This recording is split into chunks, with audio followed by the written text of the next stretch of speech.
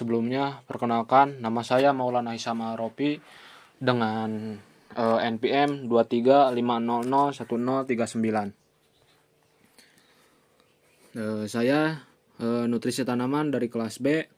Di sini saya akan memaparkan materi tentang pergerakan unsur hara. Nah, yang pertama itu pentingnya unsur hara bagi tanaman. Unsur hara sangat penting bagi tanaman karena berfungsi sebagai nutrisi yang menunjang semua proses fisiologis seperti pertumbuhan, perkembangan, dan produktivitas. Tanpanya ada unsur hara gitu, tanaman tidak akan tumbuh secara optimal. Seperti membentuk struktur sel, terus melakukan fotosintesis dengan optimal atau baik gitu. Nah, fungsi unsur hara itu ada mendukung pertumbuhan. Seperti unsur hara sangat penting untuk pertumbuhan seluruh bagian tanaman seperti untuk pertumbuhan batang, daun, dan akar. Yang kedua ada memfasilitasi metabolisme seperti membentuk klorofil yang memungkinkan terjadinya fotosintesis, pembentukan protein, lemak, dan senyawa organik lainnya. Yang ketiga, meningkatkan kualitas dan produktivitas.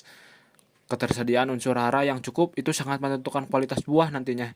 Jadi mempengaruhi bobot panen juga kadar gula dalam buahnya tersebut gitu. Jadi nantinya kan ada grading tanaman. Jadi brix semakin tinggi brixnya itu biasanya akan semakin berkualitas, buahnya akan semakin mahal gitu.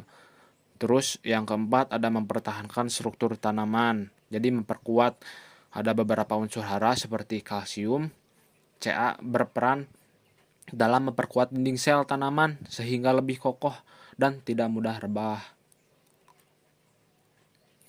Nah, ada jenis-jenis unsur hara. Unsur hara di dalam tanah terbagi menjadi dua kelompok, yakni unsur hara makro dan mikro. Tiap jenis unsur hara memiliki fungsi yang berbeda pada tanaman dan sangat dibutuhkan untuk mendukung pertumbuhan tanaman secara maksimal. Nah, unsur hara makro ada N, P, K, Ca, Mg, dan S. Nah, untuk makro ini eh, artinya dibutuhkan dalam jumlah banyak gitu dalam proses pertumbuhan dan perkembangan suatu tanaman. Nah, ada pupuk nitrogen itu khususnya sangat dibutuhkan pada proses masa vegetatif gitu. Nah, unsur hara mikro ada Cl, Fe, Mn, Cu, B, Mo, dan Zn. Unsur hara mikro ini dibutuhkan dalam jumlah kecil, namun penting gitu. Apabila tidak ada, bisa terjadi defisiensi hara. Nah, ada unsur hara mobile dan immobile.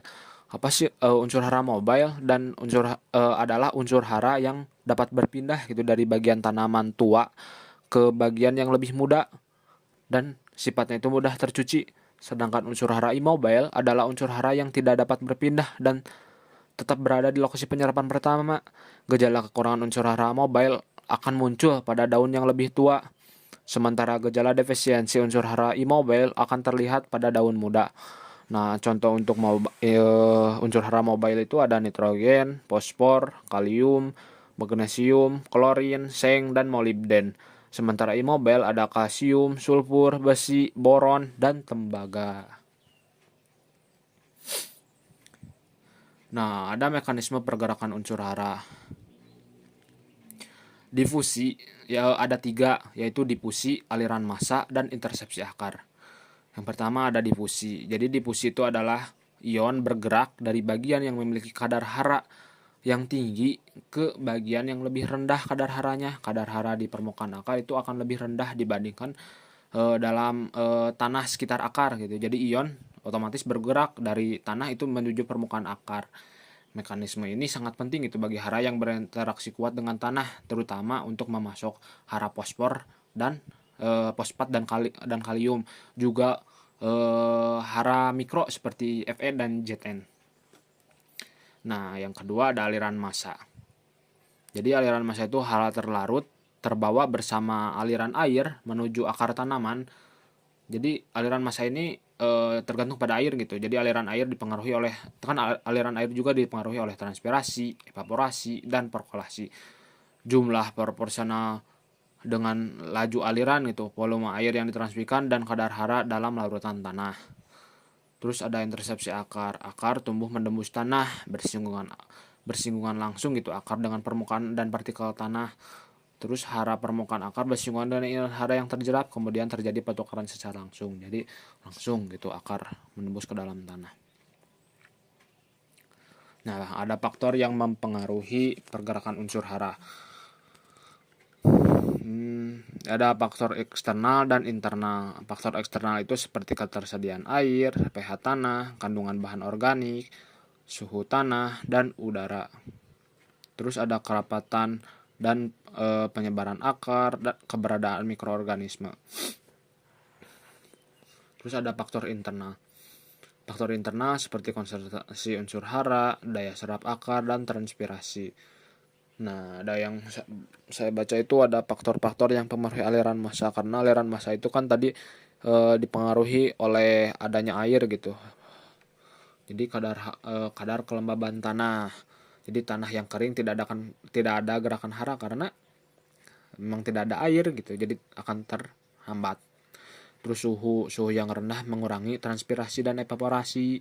Jadi apabila suhunya rendah, ya tidak ada proses transpirasi, maka tidak ada aliran massa.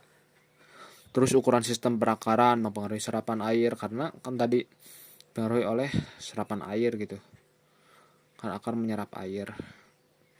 Ini pengaruh kerapatan akar terhadap pasokan hara oleh aliran massa lebih ringan dibandingkan terhadap intersepsi akar dan difusi.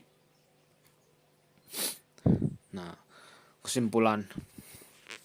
Jadi pergerakan unsur hara dalam tanah merupakan proses penting yang menentukan kemampuan tanaman untuk menyerap nutrisi dalam menunjang pertumbuhan dan produktivitasnya. Unsur hara bergerak menuju akar melalui 3 mekanisme utama, yaitu difusi, aliran massa, dan intersepsi akar, yang masing-masing itu bekerja sesuai karakteristik unsur hara tersebut. Unsur hara mobile seperti N, K, Mg, Zn itu lebih mudah berpindah dan tercuci, sedangkan immobile seperti P, Ca, dan Fe itu bergerak lambat sehingga sangat dipengaruhi oleh kondisi tanah di sekitarnya. Faktor-faktor seperti kelembaban tanah, tekstur, pH, suhu, serta aktivitas akar sangat menentukan cepat atau lambatnya pergerakan hara dan efisiensi penyerapan. Dengan memahami mekanisme dan faktor yang mempengaruhinya, strategi pemupukan dapat dilakukan secara lebih tepat sasaran gitu, sehingga pertumbuhan tanaman lebih optimal dan kehilangan hara dapat diminimalkan. Nah, ini juga berkaitan dengan ekonomi gitu kan. Jadi perlakuannya itu bisa tepat sasaran gitu, tidak berlebihan,